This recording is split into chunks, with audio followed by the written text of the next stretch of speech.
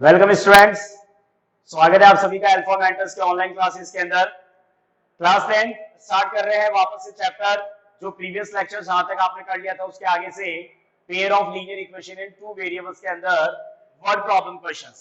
अभी तक के लेक्चर्स में आपने basic introductions related to the different types of the solutions condition, related to the different types of conditions for the graphical representation, consistent and inconsistent. इसके बाद में आपने जनरल इक्वेशंस को सिंपलीफाई करना सीखा था by the three methods. One of them is the elimination method, substitution method and then cross multiplication method. इन तीनों मेथड्स पे क्वेश्चंस डिस्कशन के बाद में फिर आपने स्टार्ट किया था the different types of the equations which is reducible to linear equation in two variables. Basically वो क्वेश्चंस जिसमें आपके वेरिएबल्स x और वेरिएबल y के एक्सप्रेशन डिनोमिनेटर में डिफाइंड होते हैं। तो जब भी वेरिएबल x और वेरिएबल y एक्सप्रेशन डिनोमिनेटर में डिफाइंड होते हैं, so that one is not the standard form.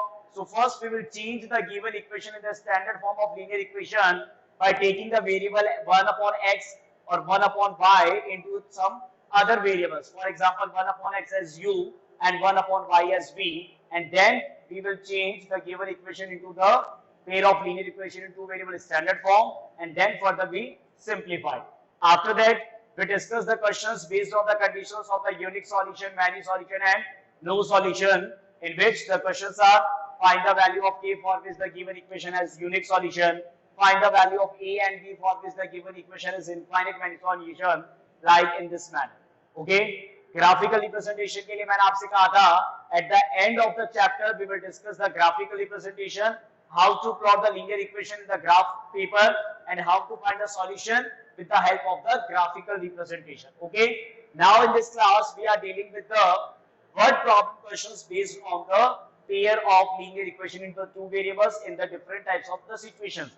What the different types? General questions based on the numbers, two-digit number condition, questions based on the fraction, questions based on the different type of the charges conditions, question based on the relations of the ages, based on the speed, time and the distance expression. तो ऐसे बहुत सारे different types के situations होते हैं जो word problems में आपको एज अ इक्वेशन डीलिंग करने होते हैं। तो करना क्या है, जिस भी टाइप्स के क्वेश्चंस को अभी क्लास में डिस्कस करेंगे उसमें स्टेटमेंट दे रखा होगा। क्वेश्चन के स्टेटमेंट को रीड करने के बाद में आपको ये आइडिया लेना है, क्वेश्चन को कंप्लीट रीड करने के बाद में आपको ये आइडिया लेना है कि क्वेश्चन के अंदर क्या वैल्यूज अननोन है। मतलब अननोन का मतलब जो वैल्यूज फाइंड आउट करनी है वो भी हो सकता है वेरिएबल, या फिर आपको बेसिकली ये ऑब्जर्व करना है कि जो क्वेश्चन का गिवन स्टेटमेंट है वो दो स्टेटमेंट में वेरिएशन किसमें आ रहा है, क्योंकि जो वेरिएबल होता है वही तो चेंज होता है। तो जो वेरिएबल होगा वो वेरिएशन आएगा अलग अलग क्वेश्चंस में, अलग अलग स्टेटमेंट के अंदर डिफरेंट टाइप्स ऑफ कंडीशंस उसमें रिप्रेजेंट होगा। तो उस सिचुएशंस को ध्यान में रखते हुए आपको वेरिएबल सेलेक्ट करना है x और y, और x और y वेरिएबल सेलेक्ट करने के बाद में जो गिवन क्वेश्चन का स्टेटमेंट है उस स्टेटमेंट से इक्वेशंस में ट्रांसफॉर्म करना है। दो कंडीशंस हर क्वेश्चन में आपको मिलेगी, because the chapter is pair of linear equation in two variable, two equations अपने बनाएंगे और फिर उन दोनों equations को either by the elimination, substitution and the cross multiplication, any one of the method we can consider for the simplification of the question. Generally जब paper में mention नहीं होता है वर्ड प्रॉब्लम क्वेश्चन में, almost every students go with the conditions of the elimination, क्योंकि वही सबसे easy है। जल्दी से कोएफिशिएंट को बराबर किया, साइन चेंज करना है तो कर दिया, साइन चेंज नहीं करना है तो भी कोई प्रॉब्लम नहीं है, and then continue with the solution part. Okay, तो चलिए टाइम वेस्ट नहीं करते, स्टार्ट करते हैं different types of the word problem questions in the chapter pair of linear equation in two variable, and here it is the first question on your screen on your board.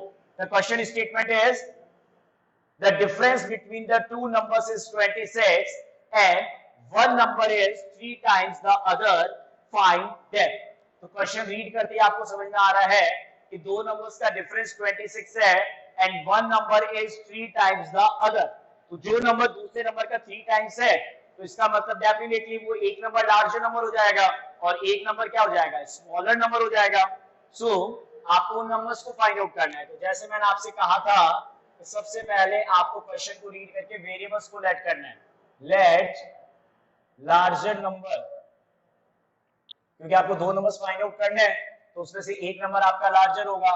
Late larger number be x and smaller,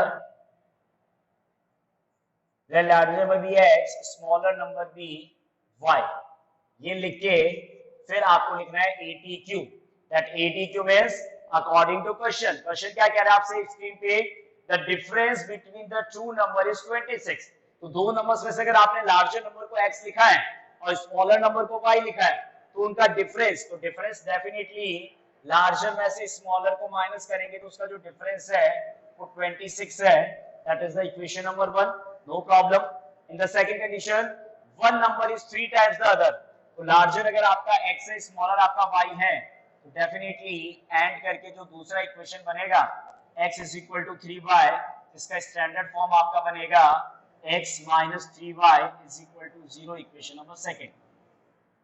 x variable y variable constant, x variable y variable constant, यहाँ पे 0 है, तो दोनों equations आ गए। दोनों equation में देखिए x का वैल्यू पॉजिटिव, x का वैल्यू और नहीं, तो आप एक काम कर सकते हैं, चलो देखिए यहाँ पे जरूरी नहीं कि इसको स्टैंडर्ड फॉर्म में चेंज करें, आप यहाँ पे डायरेक्ट सब्स्टिट्यूशन को भी अगर प्रायोरिटी दें तो वो ज्यादा बेटर है, क्योंकि आपके पास में गिवन स्टेटमेंट से x किसके टर्म्स में है, y के टर्म्स में, तो अपने क्या करते हैं एलिमिनेशन यूज नहीं करके यहाँ पे सब्स्टिट्यूशन को प्रायोरिटी करते हैं। तो what we will do, put equation two value, put equation two value in equation 1, तो इक्वेशन 2 से x का वैल्यू 3y जब यहाँ पे पुट करेंगे तो 3y minus y is equal to 26। Simple question के साथ स्टार्ट कर रहे हैं कैलकुलेशन को ताकि आप समझ पाए। Then y is equal to 26 upon 2 30। अब देखिए ये काम आपको हर बार करना है, x और y जो भी आप कैलकुलेट करते हैं आपको पता है उस वैल्यू को वापस से सब्स्टिट्यूट करना होता है, आइदर इन इक्वेशन 1 और equation 2, that will be your choice. So y value 30, put value of y,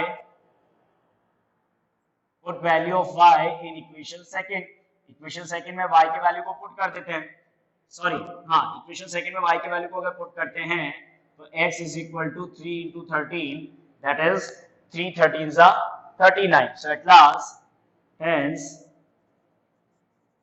2, जो क्वेश्चन पूछेगा वो हमेशा आपको लास्ट में लिखना होता है, ये प्रैक्टिस हमेशा रखिएगा। hence the two numbers are 13 and 39. What are the two numbers? Two numbers are 13 and 39. तो बहुत सिंपल क्वेश्चंस के साथ फॉर्मेट स्टार्ट किया था, डिफरेंस दे रखा है, कंपैरिजन है, one number is 3 times the other, तो दोनों नंबर्स में से एक नंबर ग्रेटर हो गया, एक नंबर स्मॉलर करके लेट कर लिया ताकि लेट करने में भी कोई प्रॉब्लम नहीं होगा, और उस लेट करने के बाद जब उसको इक्वेशन में चेंज करेंगे तब उसमें भी कोई प्रॉब्लम नहीं है। तो इस तरीके से आपके पास में स्टेटमेंट होते हैं, उन स्टेटमेंट को आप इक्वेशन में चेंज करते हैं और इक्वेशन में चेंज करने के बाद फर्दर आपको उसके सॉल्यूशन को अटेम्प्ट करना होगा। Next question, here it is question number second. The statement is the taxi charges in a city consist of a fixed charge together with the charge for the distance covered. पहले इस statement को clear करते हैं। The taxi charges in the city consist of a fixed charge together with the charge distance covered per kilometer. That means there are the two types of the charges. एक तो fix charge लगेगा उसमें taxi fare में, और second type का जो charge है वो डिस्टेंस कवर्ड पे डिपेंड करता है, जितना डिस्टेंस आप कवर करोगे उतने चार्ज आपको पर किलोमीटर के अकॉर्डिंग पे करना है। Okay, charge for the distance covered, क्योंकि डिस्टेंस कवर्ड होगा तो डिस्टेंस तो किलोमीटर में होगा। Next statement is the first one, for a distance of 10 kilometre the charge paid is ₹105, and for a journey of 15 kilometer the charge paid is ₹155. What are the fixed charge and the charge per kilometer? And one more question after this is, how much does a person have to pay for the traveling a distance of 25 kilometer? That means in the question we can easily observe that there are the two types of the charges which are varying in the question. The first one which we have to consider is the fixed charge, and the second one is the charge per kilometer. Okay, so the solution, let the fixed charge, let the fixed charge be rupees X and charge per kilometer be rupees Y. Fixed charge be rupees X and charge per kilometer be rupees Y according to question. What will be the statement according to question? अब देखिए fixed charge तो लगेगा पर kilometre charge Y है, ध्यान से सुनिएगा, पर किलोमीटर चार्ज जो है वो आपका Y कंसीडर हो रहा है। फर्स्ट स्टेटमेंट में आपसे लिख रहा है that a distance of 10 kilometre the charge paid ₹105। तो 10 किलोमीटर डिस्टेंस कवर करने में फिक्स चार्ज x लगेगा, पर किलोमीटर का चार्ज अगर y है तो 10 किलोमीटर का चार्ज 10y होगा। तो आपके पास में जो fix charge plus additional per kilometer का चार्ज मिला के आपको कितना पे करना है, 105। So according to question x plus 10y is equal to 105। I think ऐसा कुछ डिफिकल्टी नहीं है कि आपको समझ में ना आए। आपने फिक्स चार्ज पे किया टैक्सी का, आपने पर किलोमीटर का y पे किया, तो 10 किलोमीटर का 10y पे करोगे, दोनों चार्ज मिला के उस टैक्सी फेयर के लिए आपने 105 पे किया है। सेकंड स्टेटमेंट में आपसे लिख रहा है 15 किलोमीटर चार्ज पे ₹155। सो एंड करके 15 किलोमीटर के लिए equation expression x plus 15y is equal to 155। Second expression x plus 15y is equal to 155, equation number second. यहाँ पे भी वेरिएबल x है, यहाँ पे वेरिएबल x है। जैसे मैंने आपसे कहा था कि x और y के वैल्यू कैलकुलेशन में मैक्सिमम क्वेश्चन में एलिमिनेशन को ही प्रायोरिटी दिया जाता है।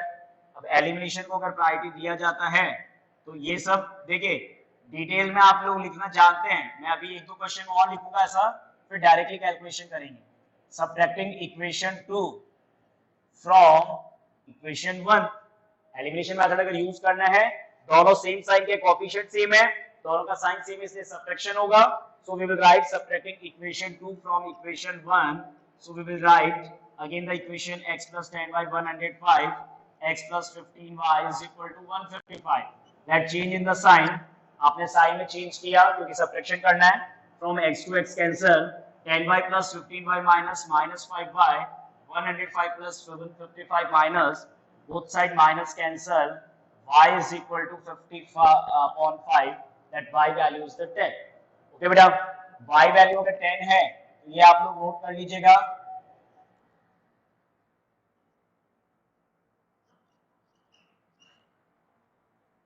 ओके, y वैल्यू आपका 10 है तो ये आपको नोट करना है। y वैल्यू 10 को आइदर इन इक्वेशन 1 और आइदर इन इक्वेशन 2 आपको चॉइस है। तो we write put value of y in equation 1। Equation 1 में अगर y की वैल्यू को पुट करते हैं तो क्या बनेगा कंडीशन, x plus 10y था, y वैल्यू 10 पुट किया, x plus 100 is equal to 105। so x is equal to 105 minus 100, x is equal to 5। so finally we calculated the value of x as 5 and the value of y as 10। so what we will write, hence fixed charge, जो भी calculate करते हैं हमेशा आपको लिखना है fixed charge is equal to ₹5 charge per kilometer, that is ₹10। okay students, so we calculated finally the fixed charge value is ₹5 and the charge per kilometer value is ₹10। now one more question, that is charge paid for 25 kilometer। we have to calculate the charge paid for the 25 kilometer। for 25 kilometer the fixed charge will be x and per kilometer charge is y। for the 25 that is written as 25y and addition will be there। x value is 5, 25 multiplied 10, 5 plus 250। so what is the actual answer, ₹255। the charge paid for the 25 kilometer, the charge paid for the 25 kilometer is ₹255। okay students, तो इस तरीके से आपको कोई भी अगर question आता है जो चार्जेस पे बेस्ड है, जिसमें फिक्स चार्ज और एडिशनल चार्ज, क्योंकि देखिए जो भी आप क्वेश्चन परफॉर्म करेंगे, आप एनसीईआरटी जब बुक ओपन करेंगे तो उसमें डिफरेंट एक्सरसाइज में आपको ऐसे बहुत से क्वेश्चंस मिलेंगे जो चार्जेस की कंडीशन पे बेस्ड है। तो चार्जेस की कंडीशंस के क्वेश्चन को सॉल्व करने का बेसिक कांसेप्ट क्या है, जो फिक्स चार्ज है वो आपको लेट करना है, जो एडिशनल चार्ज है क्वेश्चंस के सिचुएशंस पे आपको उसको लेट करना है, एंड देन फिक्स चार्ज और एडिशनल चार्ज को ऐड करके जो टोटल चार्ज क्वेश्चन में दे रहा है जितना आपको पे करना है, तो इक्वेशन बैलेंस हो जाएगा। और इक्वेशंस बनने के बाद में further we will go for the elimination, we will find the value of x and y, and if there is again any question related to that value, we can find out that expression। okay, now let's move on with the third question। here it is the question number 3rd। the statement is a fraction becomes 9/11 if 2 is added to both the numerator and the denominator। So the condition is the fraction value 9 by 11 if 2 is added to both numerator and the denominator. One more statement, if 3 is added to both the numerator and the denominator, it becomes 5 by 6. If we do the change in the next time, again the fraction will change as 5 by 6. Now the question is find the fraction. Now in this question it is important that which values we will consider as x and y. क्योंकि अब जो students ये सोचता है कि sir जो question में पूछता है वही तो x और y ऐड करते हैं, तो यहाँ क्वेश्चन आपसे पूछ रहा है what is fraction. So if what is fraction and if students let the fraction be x, then what be y. अगर फ्रैक्शन x लेट कर लिया आपने तो फिर y क्या लेट होगा. और फ्रैक्शन क्या होता है basically, fraction is a expression that is defined as numerator upon denominator. Fraction directly कुछ नहीं होता. Fraction has two number, one is in the numerator and one is in the denominator. तो इसीलिए क्वेश्चन में देखिए आपको क्या लिखा हुआ है. क्वेश्चन में लिखा हुआ है कि न्यूमरेटर और डिनोमिनेटर में चेंज करने पे फ्रैक्शन चेंज हो रहा है. तो इसका मतलब ये क्लियर हो गया कि यहाँ पे फ्रैक्शन फाइंड आउट करने के लिए फ्रैक्शन लेट नहीं करना होगा. आपको उस fraction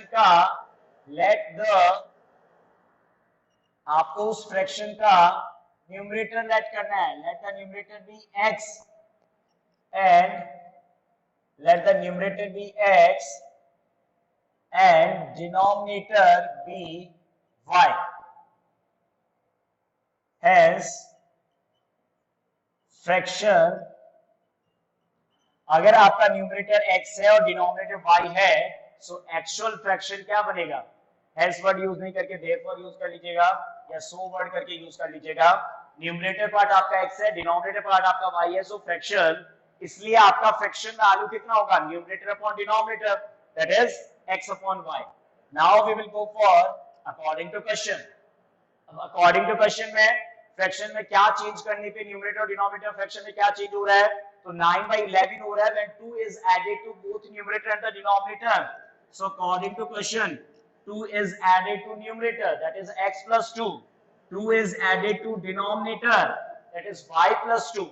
2 is added to the numerator, 2 is added to the denominator, then it becomes 9 by 11. Get it students? Fraction आपका 9 by 11, तो fraction change किया numerator upon denominator, now it is equal to 9 by 11. To make the equations in the two variable standard form, for the simplification we will do the cross multiplication. Yes students, let's do the cross multiply. 11 will be multiplied by x plus 2 and 9 will be multiplied by y plus 2. Yes, apply here. 11 into x, 11x, 11 2 जा 22. Don't do partiality. किसी भी तरीके की partiality नहीं होनी चाहिए. Partiality का मतलब, many students what they did that 11 को x से मल्टीप्लाई करके 11x तो लिख देते हैं, लेकिन 2 को 2 लिख देते हैं क्योंकि वो 11 को 2 से मल्टीप्लाई नहीं करते. उनको ऐसा लगता है कि सिर्फ 11 को x से मल्टीप्लाई करना है, तो ऐसा पार्शियलिटी नहीं करना है. जब भी कोई वैल्यू क्रॉस मल्टीप्लाई करते हो तो वो कंप्लीट एक्सप्रेशन के साथ जितने नंबर ऑफ टर्म्स है उन सबके साथ मल्टीप्लाई करना होता है. 11 multiply x 11x, 11 2 is 22. Now let apply for the 9. 9 multiply by 9y and 9 2 is 18. Yes, let's do with the next step. The next one is 11x plus 9y change into plus 9y will change into minus 9y is equal to 18 minus 22. Okay, that constant value may be in the left hand side and constant value may be in the right hand side, no problem. 11x plus 9y change into minus 9y is equal to 18 plus 22 change into minus 22.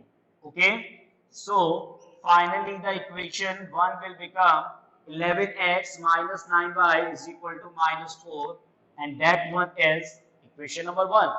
Get it? I think समझ में आ गया होगा. Difficult कुछ नहीं है, problem है तो उसको सिंप्लीफाई करना आना चाहिए, दैट्स ऑल. फ्रैक्शन में आपने चेंज किया, फ्रैक्शन में चेंज करने पे कंडीशन चेंज हो गया. Now in the next statement it becomes 5 by 6. How it become 5 by 6? if 3 is added to both the numerator and the denominator. So again, and now 3 is added to both the numerator and denominator and it becomes 5 by 6. Yes, it becomes 5 by 6. Now again let's do the cross multiply. Tell me 6 multiply x, 6x, 6 multiply 3, 18, 5 multiply y, 5y, and 5 multiply 3, 15. Okay. Now let's change 6x plus 5y change into minus 5y plus 18 from the left hand side. It will change into the right hand side. So finally the expression will become 6x minus 5y is equal to minus 3. That is the equation number second. Okay students, now again go for the elimination. बहुत से बड़े problem करेंगे तो आगे मैं आपको cross multiplication के भी एक दो क्वेश्चंस की प्रैक्टिस कराऊंगा. Don't take any type of the tension कि सर क्रॉस मल्टीप्लिकेशन की प्रैक्टिस नहीं हो रही है. सब्स्टिट्यूशन तो आसान है ही है, किसी भी वैल्यू को सब्स्टिट्यूशन की भी प्रैक्टिस करवा देंगे, कोई प्रॉब्लम नहीं. बहुत से क्वेश्चन करने हैं.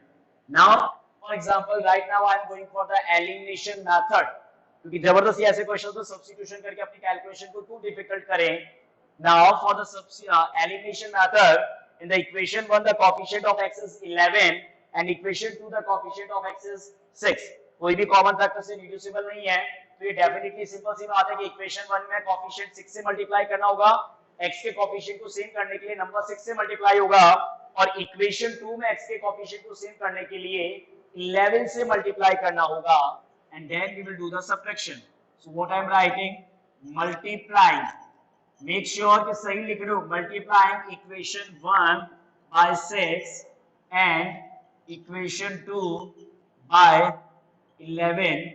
ये आपको लिखना है, multiplying equation 1 by 6 and equation 2 by 11, and what we will do, we will do the and subtracting them. Multiply करके और फिर उसको सब्ट्रैक्ट करना है. तो देखिए बेटा, मल्टीप्लाई करके अगर आपको सब्ट्रैक्ट करना है, किसी तरीके का कंफ्यूजन नहीं हो तो इसके आगे तो मल्टीप्लाई 6 लिख लीजिएगा और इसके आगे मल्टीप्लाई 11. मैं आपको हमेशा कहता हूं कि जिस कांस्टेंट से आपको मल्टीप्लाई करना है, कोएफिशिएंट्स को सेम करने के लिए इक्वेशंस के आगे उसको लिख लेना चाहिए, क्योंकि गलती से कोई गलत वैल्यू से मल्टीप्लाई कर दिया, अननेसेसरी एक्सप्रेशन सारा गलत हो जाएगा आगे. तो इक्वेशन 1 का 6 से मल्टीप्लाई, तो इक्वेशन 1 के आगे मल्टीप्लाई 6 रिप्रेजेंट कर दो, कोई प्रॉब्लम नहीं है. Now let's do the multiplication. Multiplication करके आगे कंटिन्यू करते हैं. क्वेश्चन को नोट करने का काम आपका ध्यान रखिएगा. जहां पे मैं रफ करके आगे चल रहा हूं वहां तक स्टॉप कीजिए, नोट कीजिए, फिर वापस से कंटिन्यू कीजिए क्लास के अंदर. सो इक्वेशन 1 मल्टीप्लाई 6, 11 6 क्योंकि मेरा बोर्ड पे स्पेस इतना है नहीं तो क्वेश्चन में तो इरेज करना ही होगा. 11 6 66, 9 6 54y, then minus 6 into 4 minus 24. Multiply with each value. हर एक वैल्यू के साथ मल्टीप्लाई करना है. Don't do any type of the partiality. Yes, that equation 2 multiply 11, again it is 11 6 66, 11 5 55y, and 11 into minus 3 minus 33. It is already be written that we have to do the subtraction. Now in the subtraction we have to change the sign of the equation second after the multiplying. Yes, multiply करने का sign change कर दिया. Plus 66 minus 66, now it is cancelled. 54y minus 55y plus 55y plus 54y minus, that means only y will remain. If only y will remain, 24 minus 33 plus 24 minus 33 plus, how much will remain? The value that will remain is 9. So we finally obtain that the value of y is the 9. If value y is 9, put value of y in equation 1. Okay students, put value of y in equation 1. Now let's apply here 11x minus 9 into 9. Because y value is the 9, 9 into 9 is equal to minus 4. 11x, 9 9 is 81 is equal to minus 4. So 11x is equal to minus 4 plus 81. How much? 81 plus and 4 minus. I think सबको पता है. 11x is equal to 77. Yes or no? 81 minus 4 कितना होगा? 77. So x is equal to 77 upon 11, that is 7. कुछ बच्चे लिखते हैं last में x is equal to 7, y is equal to 9. लेकिन क्या आपको सिर्फ x और y की वैल्यू को कैलकुलेट करना है या कुछ और कैलकुलेट करना है? कुछ और कैलकुलेट करना है. That means hence, क्योंकि देखिए आपने x और y किसको लेट किया है? आपने x और y फ्रैक्शन को लेट नहीं किया है. To calculate the fraction, has the fraction कितना था? x upon y. X value is 7 and y value is 9. So what is the final expression for the fraction? Yes, the fraction value is 7/9. Okay students, the value of fraction is 7/9. तो देखिए ये procedure होता है, कोई भी question अगर fraction का है तो हमेशा उस क्वेश्चन के अंदर आपको न्यूमरेटर और डिनोमिनेटर को ऐड करना है। ओके बेटा, कोई भी क्वेश्चन अगर फ्रैक्शन का है तो आपको उसमें न्यूमरेटर और डिनोमिनेटर को ऐड करना है। न्यूमरेटर डिनोमिनेटर ऐड करने के बाद फ्रैक्शन आपका x by y बनेगा। आफ्टर दैट जो भी क्वेश्चन में चेंजेस है न्यूमरेटर डिनोमिनेटर में, that we have to apply that fraction value we have to given, do the cross multiply, make an equation as number 1. Again for the second statement, do the same process, make an equation 2, and then either elimination, substitution and cross multiplication, apply any one of the method, calculate x and y, and finally again the fraction is x upon y. Okay, let's move on with the question 4. In the question 4, the question is based on the relation of the age. चलिए एक बार question को read करने से पहले, question आपके सामने लिखा हुआ है, क्वेश्चन को रीड करने से पहले कुछ बेसिक्स बता देता हूं एजेस के क्वेश्चन में क्या करना होता है। क्योंकि देखिए अभी प्रीवियस 3 क्वेश्चंस के अंदर तो इक्वेशंस बनाने के लिए जो क्वेश्चन का रिलेशन दे रखा है उस रिलेशन को बैलेंस करने में कोई प्रॉब्लम नहीं था, लेकिन एजेस के जब क्वेश्चन आते हैं तो यहाँ पे स्टूडेंट्स को काफी कंफ्यूजन होता है। उसका रीजन क्या है कि एक तो आपको ये ध्यान रखना है कि क्वेश्चन में जो भी आपसे कहेगा उसका आपसे प्रेजेंट एज पूछेगा, तो जिन भी वैल्यूज के प्रेजेंट एज को पूछ रहा है 2% की 2% की एज में कंपैरिजन होगा, ये कंफर्म है। 1% की एज को x लेट करेंगे, अदर पर्सन की एज को y लेट करेंगे। x और y एज लेट करने के बाद में एजेस के क्वेश्चन के अंदर हमेशा एक्सप्रेशन किस पे बेस्ड होता है, या तो फ्यूचर एज के रिलेशन पे बेस्ड होता है या पास्ट एज के रिलेशन पे बेस्ड होता है। तो क्वेश्चन की लैंग्वेज में कुछ वर्ड्स आते हैं बेसिकली क्या, आफ्टर, हेंस, फ्रॉम, नाउ, तो ये सारे कंडीशंस फ्यूचर एज को रिप्रेजेंट करते हैं। बिफोर, अर्लियर, अगो, ये सारे बेसिक्स कंडीशंस आपके पास्ट एज को रिप्रेजेंट करते हैं।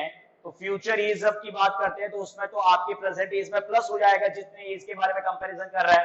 फॉर एग्जांपल आपका प्रेजेंट एज 15 है, तो और अगर मैं आपसे पूछूं after 5 year what will be your age, then you are saying that sir it will 20. How you get that after 5 year your age will become 20? is very simple, 15 plus 5, क्योंकि 5 साल बाद की बात कर रहा है तो 15 plus 5 20 होगा sir. If I ask what was your age 5 year ago, 5 साल पहले आपका एज क्या था, then you will say sir 15 minus 5 that is equal to 10. With that same condition, the present age value is if x, then for after we will do x plus and before we will do x minus. First point. Second point बहुत important है, equations जब बनाते हैं तो equations बनाने में आप जो इक्वेशंस में हमेशा इक्वल टू का साइन होता है, ये बहुत इंपॉर्टेंट कॉन्सेप्ट है क्योंकि यहाँ पे गलतियां बहुत ज्यादा होती है।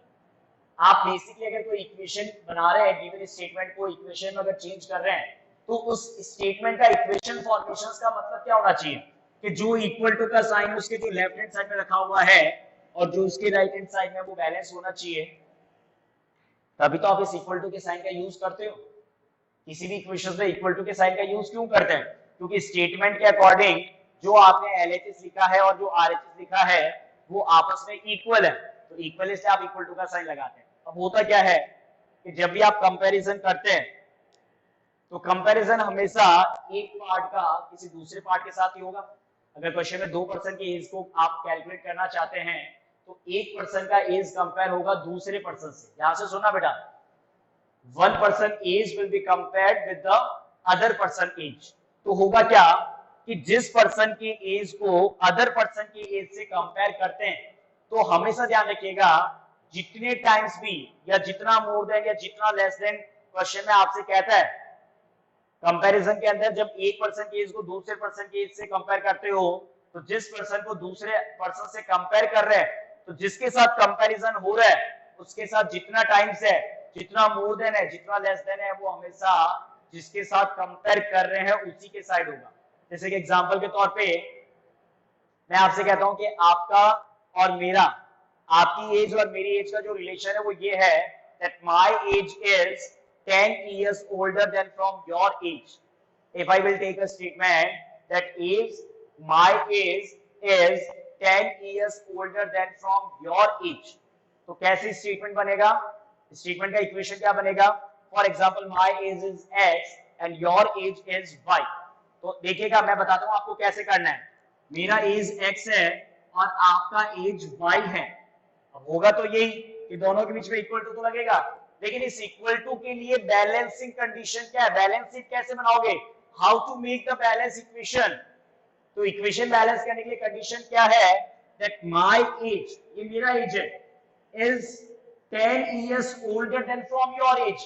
तो मैंने अपनी एज का कंपैरिजन आपके साथ किया है, और कैसे किया है, 10 years older। तो older का मतलब प्लस होता है, तो इसका मतलब हाँ आप ये समझ रहे हैं कि सर एज तो आपकी ज्यादा है, बिल्कुल एज मेरी ज्यादा है, लेकिन मेरी एज ज्यादा किससे है, कंपैरिजन किससे हो रहा है, from your age.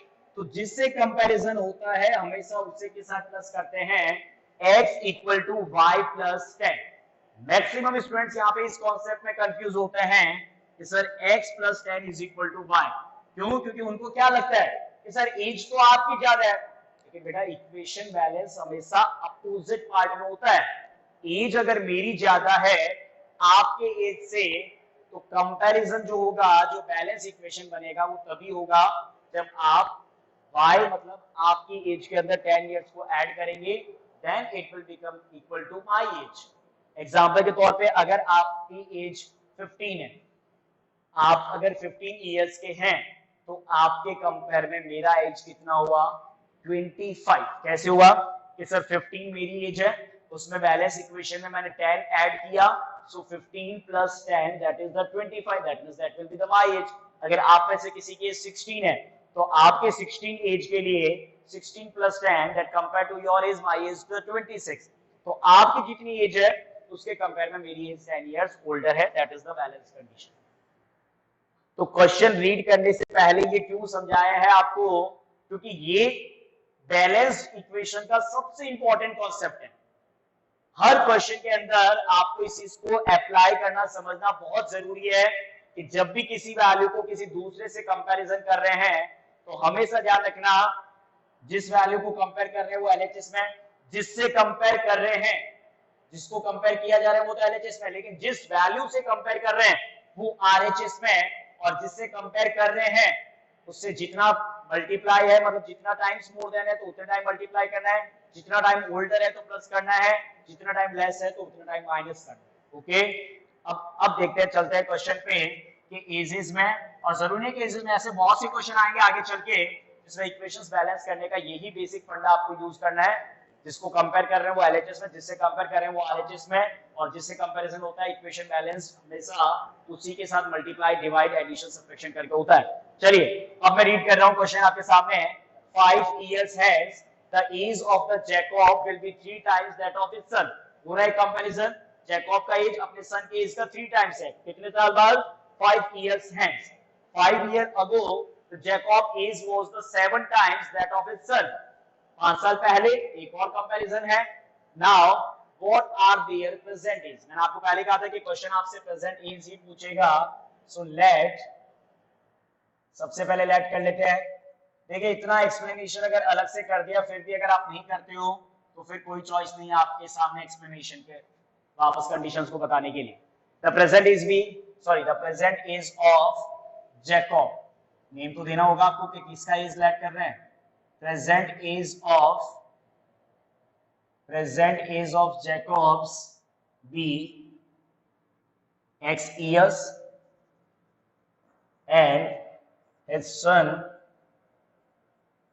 and his son present age be y years। दोनों के प्रेजेंट एज को कैलकुलेट करना है।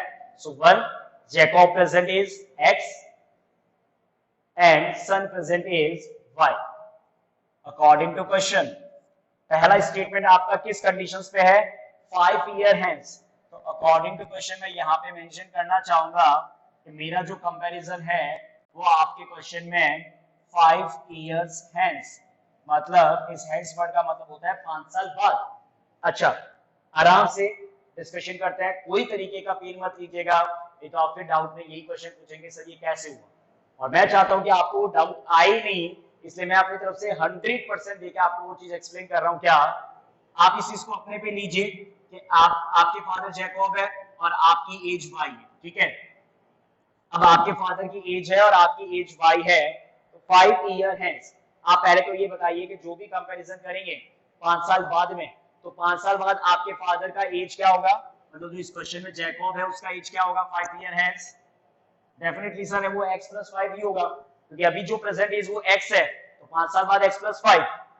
जैकब के सन का जो प्रेजेंट एज है वो y है, तो 5 साल बाद उसका एज क्या होगा, y प्लस 5।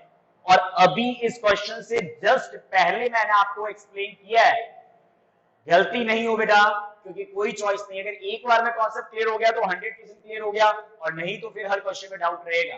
तो अभी इस क्वेश्चन के बैलेंस करने से जस्ट पहले आपको समझाया था कि आपने कंपेयर किया है जैकब की एज को। जैकब की एज का कंपैरिजन 5 साल बाद में किससे हो रहा है, 5 साल बाद के अपने सन की एज से। तो दोनों के बीच में इक्वल टू तो लगेगा, इक्वेशन बैलेंस तो होगा, क्योंकि क्वेश्चन में कह रहा है जैकब एज कितना है, जैकब इज 5 years है, तो Jacob will be 3 times that of his son. Yes, कितना टाइम हो जाएगा जैकब का एज, 3 times। कंपैरिजन हो किससे रहा है ये बताइए मेरे को, जैकब की एज का कंपैरिजन हो रहा है उसके सन से, तो जिससे कंपैरिजन करते हैं उसी के साथ मल्टीप्लाई, डिवाइड, एडिशन, सब्ट्रैक्शन करके इक्वेशन बैलेंस होता है। तो ये बहुत इंपॉर्टेंट कॉन्सेप्ट है इस क्वेश्चन का, जैकब की एज का कंपैरिजन 5 साल बाद में उसी के बेटे के एज से हो रहा है, 5 साल बाद के एज से, और वो कितना टाइम है, 3 टाइम्स है। किसके कंपेयर में, अपने सन की एज के कंपेयर। तो ये मेरी तरफ से मेरा बेस्ट एक्सप्लेनेशन है। अगर फिर भी कोई चॉइस है तो पूछ लीजिएगा, बाकी अगर आपको कोई डाउट है तो ये क्लियर नहीं हो पाएगा जब तक इसको आप खुद से इंप्लीमेंट नहीं करेंगे। बहुत से बच्चे क्या करते हैं, ब्रैकेट नहीं लगाते। अब आप खुद समझदार है बेटा कि अगर 5 साल बाद एज को अगर कंपेयर कर रहे हो और अगर आप ब्रैकेट नहीं लगा रहे हो तो इसका मतलब ये 3 सिर्फ किससे मल्टीप्लाई हुआ, y से। लेकिन एक्चुअल में बैलेंस इक्वेशन तो तब बनेगा ना जब आप पूरा ब्रैकेट यूज करके उसको 3 टाइम्स करोगे। यस, नाउ तो एक बार में स्टेटमेंट अगर क्लियर हो गया तो इक्वेशंस बैलेंस करना कोई बहुत डिफिकल्ट टास्क नहीं है। x प्लस 5 है, 3 के साथ ब्रैकेट ओपन किया, 3 2 y 3 y 3 5 15, y को ट्रांसफर कर दिया, कांस्टेंट उधर भेज दिया, x minus 3y is equal to 15 minus 5. Now finally the equation number 1 is x minus 3y is equal to 10, equation 1. अब आप इसको कितना अच्छे तरीके से बैलेंस कर पाते हैं, कितना अच्छे तरीके से लिख पाते हैं, नोट आपको कर लेना है, वीडियो को स्टॉप करके कहने की जरूरत नहीं होनी चाहिए। Equation number 1। Now let move on the second situation. चलिए आराम से बात करते हैं फिर से सेकंड सिचुएशन पे, कंफ्यूज मत होइएगा। और एक ही बात कहता हूं, बहुत से बच्चे अभी भी ये सोच रहे होंगे कि सर एज तो जैकब का 3 टाइम है, तो मैं वही बात कह रहा हूं कि एज जैकब का 3 टाइम है, लेकिन किसके कंपेयर में है, इक्वेशन बैलेंसिंग हमेशा अपोजिट में करके होता है। आप केमिकल इक्वेशन चैप्टर पढ़ते हो, उसमें इक्वेशन जो चैप्टर पढ़ते हो उसमें इक्वेशन बैलेंसिंग आपका टॉपिक है केमिस्ट्री में, तो वहां पे आपको ये सिखाता है साइंस का टीचर कि जब इक्वेशंस बैलेंसिंग होता है तो हमेशा उसके अपोजिट साइड्स में वैल्यूज को लिख के और आप इक्वेशंस को बैलेंस करते हो। नेक्स्ट स्टेटमेंट है आपका 5 ईयर अगो। तो सबसे पहली बात तो ये कि आपके पास में जो स्टेटमेंट आपको एक्सप्रेशन जो लिखना है वो आपके 5 साल पहले का है। तो 5 साल पहले जैकब का एज x-5 और उसके सन का एज y-5। तो 5 साल पहले क्या रिलेशन था उनका, जैकब वाज 7 टाइम्स। तो बताइए क्या दिक्कत है आपको, कोई प्रॉब्लम है क्या, नहीं होना चाहिए। जैकब का एज अपने बेटे के एज से 5 साल पहले कितना था, 7 टाइम्स। तो जितना टाइम से उतने टाइम उसको उससे मल्टीप्लाई कर दो। ये है 7 टाइम्स किससे, उसके सन के एज से। तो ये मेरी तरफ से मेरा बेस्ट एक्सप्लेनेशन आपको मैंने बता दिया। Open the bracket. अभी भी कोई कंफ्यूजन है तो आई एम सॉरी, मैं आपकी कोई हेल्प नहीं कर पाऊंगा क्योंकि इक्वेशन बैलेंसिंग का प्रोसेस यही है बेटा। I can not help. x minus 7y is equal to minus 30, equation number 2. Now for the elimination method, यहाँ पे भी x पॉजिटिव है, यहाँ पे भी x पॉजिटिव है, तो इसका मतलब मैं यहाँ पे तो स्टेटमेंट लिख देता हूँ, फिर वापस से रफ कर देता हूँ, and directly I am writing subtracting equation 2 from equation 1. What we will do? Subtracting equation 2 from equation 1, क्योंकि अपने हमेशा इसी तरीके से बैलेंस करते हैं। ओके, तो इक्वेशन 2 को सेपरेट करना है इक्वेशन 1 में से, इक्वेशन 2 को सेपरेट करना है इक्वेशन 1 में से। So first I will write equation number 1, that is x minus 3y is equal to 10. Secondly, I am writing the equation number 2, x minus 7y is equal to minus 13. For subtractions, we will do the change in the sign from variable x to variable x cancel. ये process है। 3y minus 7y plus value is 4y. 30 plus 10 plus value is 40. So y is equal to 10. I think कोई problem नहीं होना चाहिए। y का value 10 आ गया, इसीलिए 4 से 40 कैंसिल हो गए। y वैल्यू 10 को put value of y in equation 1, value of y equation 1 में अगर put करते हैं x minus 3 into 10 is equal to 10.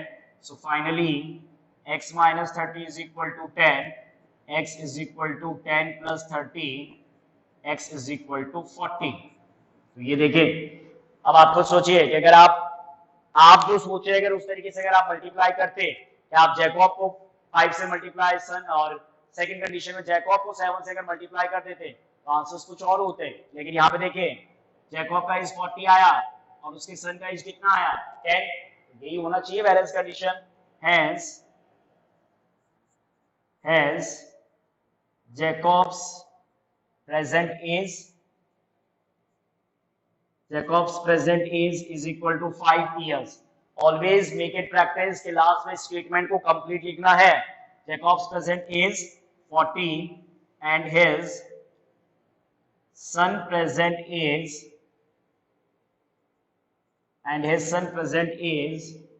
that is 10 years. Okay बेटा, Jacob's present age 40 years and son present age that is 10 years. तो इस तरीके से edges के क्वेश्चंस की कंडीशंस को बैलेंस करते हैं। ये फॉर्मेट है और ये बहुत इंपॉर्टेंट है क्वेश्चंस, क्योंकि इन क्वेश्चंस में अननेसेसरी स्टूडेंट्स अपने आप को कंफ्यूज करते हैं एग्जाम के अंदर। अभी समझा रहा हूं, समझ में आ जाएगा, लेकिन जैसे ही नेक्स्ट कोई क्वेश्चन खुद से प्रैक्टिस करता है फिर वो ये अपोजिट समझता है, क्योंकि उसको ऐसा लगता है कि जैकब 7 टाइम्स है या जैकब 5 टाइम्स है, तो उसको ऐसा लगता है बैलेंस होने के लिए उसी से मल्टीप्लाई कर दो 5 से, जबकि नहीं, बैलेंस हमेशा अपोजिट के साथ मल्टीप्लाई करके, एडिशन करके, सब्ट्रैक्शन करके कंपेयर होता है। Let's move on with the next question. चलते हैं नेक्स्ट क्वेश्चन की तरफ। इंपॉर्टेंट मार्क कर लीजिएगा, पेपर में रिपीट है आपका। Question next 5 number is the sum of the digits of a 2 digit number is 9। पहला स्टेटमेंट है the sum of the digits of a 2 digit number. 2 digit number में 2 डिजिट्स होते हैं, तो उन दोनों डिजिट्स का सम आपका 9 है। ऑल्सो 9 टाइम्स दिस नंबर, जो भी एक्सप्रेशन ऐड करेंगे उसमें नंबर बनाएंगे 2 डिजिट नंबर, तो 2 डिजिट नंबर का 9। अब यहाँ पे देखिए क्लियर है कि जो एक्चुअल 2 डिजिट नंबर है उसी का 9 टाइम्स करना है, यहाँ पे कंपैरिजन नहीं है। उसका जो 9 टाइम्स है is twice the number obtained by reversing the order of the digit. इस नंबर का 9 टाइम्स उसी नंबर के डिजिट्स को रिवर्स करके जो आता है, उसी नंबर के डिजिट्स को रिवर्स करने में जो नंबर आता है उसके ट्वाइस के इक्वल है। Twice the number obtained by reversing the order of the digit, find the number. आपको नंबर फाइंड आउट करना है। तो इस क्वेश्चन का कॉन्सेप्ट वही स्टूडेंट अप्लाई कर सकता है जो पहले ये बात समझने को तैयार है क्या, that whenever 2 digit number we have to consider 2 digit means that will be the 2 digit। 2 digit number का मतलब वहां पे 2 डिजिट है, तो इसका मतलब 10 से लेकर 99 तक की वैल्यूज है। तो 2 डिजिट नंबर्स में बेसिकली आपने सुना होगा कि जो लास्ट डिजिट होता है उसको बोलते हैं यूनिट डिजिट, और जो उसके जस्ट बिफोर होता है उसको बोलते हैं tenth digit. For example if I will writing a number 29, तो 29 के नंबर में 9 जो है वो तो आपका यूनिट डिजिट है, और जो 2 है वो आपका टेंथ डिजिट है। ये आपका यूनिट डिजिट और ये आपका टेंथ डिजिट। ओके, तो ये तो हो गया 29। यूनिट डिजिट 9 और टेंथ डिजिट 2 अगर है तो 29 है। रिवर्सिंग द डिजिट, डिजिट्स को अगर रिवर्स कर दिया, यूनिट को टेंस में और टेंस को यूनिट में, तो नंबर 29 का क्या हो गया 92। यस और नो? तो अब एक बात बताइए कि यूनिट डिजिट और टेंस डिजिट अगर लिखते हैं तो नंबर को ऐसे तो प्रोडक्ट फॉर्म में तो लिख नहीं सकते। अब ये तो समझ में आ जाता है कि यूनिट डिजिट और टेंस डिजिट है, तो वेरिएबल्स में आपको यूनिट डिजिट और टेंस डिजिट को ऐड करना है। किसी को कुछ भी ऐड कर ले, कोई फर्क नहीं पड़ता। मान लेते हैं कि ये x है और ये y है, या ये y और ये x है, कुछ भी है, तो वो तो xy हो गया। अगर आप यही सोचते हैं कि 2 डिजिट नंबर को मैं एक्स वाई या वाई एक्स, तो प्रोडक्ट को कैसे सॉल्व करेंगे एक्स वाई या वाई एक्स को इक्वेशन में? It is not possible. तो करते क्या है, आपको याद होगा प्रीवियस क्लासेस में आप नंबर को एक्सपेंडेड फॉर्म में लिखते थे। एक्सपेंडेड फॉर्म का मतलब पता है आप लोगों को कि 29 अगर है तो यूनिट डिजिट को 1 से मल्टीप्लाई होता है और टेंथ डिजिट 10 से मल्टीप्लाई होता है, बीच में प्लस का साइन लगता है। क्यों? क्योंकि टेंथ डिजिट पे 2 है तो 2 into 10 20, ones digit unit digit पे 9 है, 9 into 1 9, तो 20 plus 9 29। तो आई थिंक इस एग्जांपल से आपको ये समझ में आ गया होगा कि 2 डिजिट नंबर में डिजिट्स को लेट करने का हमेशा एक्स वाई या वाई एक्स नहीं होता है। जो आप लेट करेंगे उसमें 10 डिजिट को 10 से मल्टीप्लाई कर दो प्लस यूनिट डिजिट को 1 से मल्टीप्लाई करेंगे तो सेम रहेगा। तो इसलिए एक्सप्रेशन आपका एक्स और वाई के फॉर्म में कुछ और बनेगा। तो सबसे पहले लेट करते हैं कि किसको क्या लेट करना है। अभी तो आप मेरे चॉइस से लेट करें, एग्जाम में आपकी चॉइस है। Let the unit place digit, let the unit place digit be x and tens place digit be y। कोई प्रॉब्लम नहीं है। यूनिट प्लेस डिजिट को x लेट किया है, टेंस प्लेस डिजिट को y लेट किया है। So what I am writing, required, बहुत इंपॉर्टेंट है बेटा, रिक्वायर्ड 2 डिजिट नंबर। अगर यूनिट डिजिट x और टेंस डिजिट y है तो एक्चुअल नंबर क्या है, ओरिजिनल नंबर क्या है? Required 2 digit number, required original number करके भी लिख सकते हो, कोई प्रॉब्लम नहीं है। रिक्वायर्ड ओरिजिनल नंबर लिखे तो वो ज्यादा सही, क्योंकि 2 डिजिट नंबर तो है ही है। रिक्वायर्ड ओरिजिनल ऐसा लिख देते हैं, required original 2 digit number is equal to, कोई बताएगा? बिल्कुल बता देंगे। यूनिट प्लेस पे x है तो x का तो 1 से मल्टीप्लाई, टेंस प्लेस पे y लेट किया है तो टेंस प्लेस के वैल्यू का 10 से मल्टीप्लाई, तो y into 10 10y। So what is the actual 10y plus x। ये आपको समझ में आना चाहिए बेटा कि अगर स्टैंडर्ड कंडीशन में यूनिट प्लेस अगर x है, टेंस प्लेस अगर y है, तो जो ओरिजिनल 2 डिजिट नंबर है उसमें जो टेंस प्लेस है वो 10 से मल्टीप्लाई होगा, यूनिट प्लेस यूनिट से मल्टीप्लाई होगा तो सेम रहेगा, एंड दोनों को ऐड कर देंगे मल्टीप्लाई करके तो एक्सप्रेशन बनेगा 10y plus x। Yes, after जो कंडीशन कह रहा है, after reversing the order of digit new number. बताइए, ओरिजिनल तो ये हो गया, अब डिजिट्स को रिवर्स कर देते हैं, तो डिजिट्स को रिवर्स करते क्या होगा, यूनिट 10 बन जाएगा, 10 यूनिट बन जाएगा, तो यूनिट 10 बनेगा और 10 यूनिट बनेगा, इसका मतलब 10 से मल्टीप्लाई तो होगा x और x की जगह पे आ जाएगा y।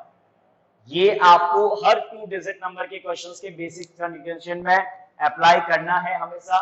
Unit digit directly number let नहीं होता है, क्वेश्चन कह रहा है फाइंड द नंबर, तो नंबर लेट करना नहीं होता है। नंबर्स में जो डिजिट्स है, जैसे फ्रैक्शंस के अंदर न्यूमरेटर और डिनोमिनेटर है, तो डिजिट्स में जो नंबर्स में जो डिजिट्स है उनको आपको लेट करना है यूनिट और 10 करके, यूनिट और 10 करके लेट किया तो ओरिजिनल नंबर बन गया, रिवर्स करने पे ये नंबर बन गया।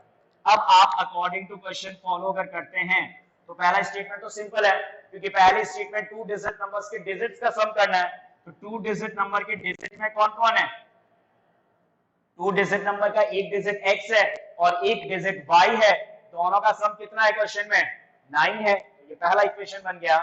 सेकंड स्टेटमेंट में कह रहा है 9 टाइम्स दिस नंबर मतलब जो ओरिजिनल नंबर है, तो ओरिजिनल नंबर आपका कौन सा है, 10y plus x है, तो एंड करके क्या बन रहा है, ओरिजिनल नंबर का 9 टाइम्स, ओरिजिनल नंबर का 9 times is equal to the, is का मतलब इज इक्वल टू, जो अपने बोलते हैं ना is equal to is equal to is equal to, वो इज करके आता है एक्सप्रेशन में, किसके इक्वल है, twice the number obtained by reversing the digit.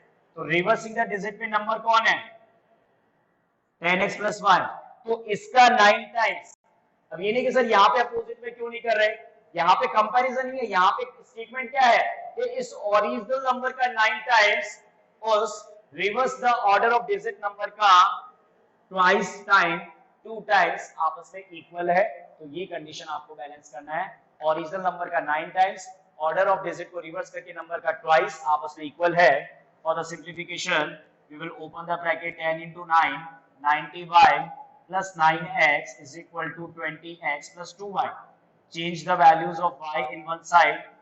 90y minus 2y is equal to 20x minus 9x. ठीक है, 90 minus 2y 88y, 20 minus 9 11x, 11 से 88 8 टाइम अगर कैंसिल होता है तो आपके पास में x is equal to 8y, equation number second. क्योंकि जहां पे अगर कोई वैल्यू 11 से 88 8 टाइम कैंसिल हो गया तो x is equal to 8y आ गया, तो मैं प्लस 8y को माइनस 8y में चेंज नहीं कर रहा क्योंकि कांस्टेंट है नहीं। तो कांस्टेंट अगर नहीं है और अगर कोई पहले से वेरिएबल दूसरे वेरिएबल में अगर कन्वर्टेड है, अगर आपके पास में वन वेरिएबल दूसरे वेरिएबल्स के फॉर्म में ऑलरेडी कन्वर्टेड है तो इससे अच्छी बात और क्या हो सकती है। तो एलिमिनेशन की जरूरत नहीं है, सब्स्टिट्यूशन की जरूरत है। और सब्स्टिट्यूशन की अगर जरूरत है तो आप डायरेक्टली क्या लिखेंगे, पुट इक्वेशन 2 इन इक्वेशन 1।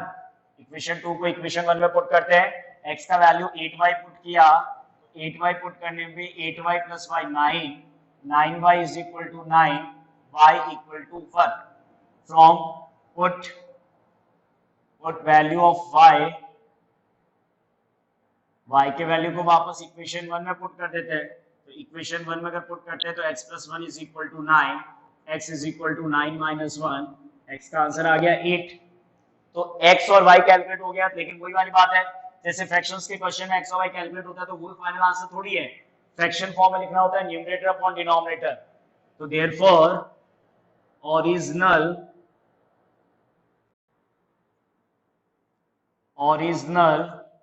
टू डिजिट नंबर क्या था आपके पास में, आपने यूनिट डिजिट को x लेट किया था, टेंथ डिजिट को y लेट किया था, तो इसलिए आपका ओरिजिनल टू डिजिट नंबर था 10y प्लस x। ये था ना एक्सप्रेशन, चेक कर लेना।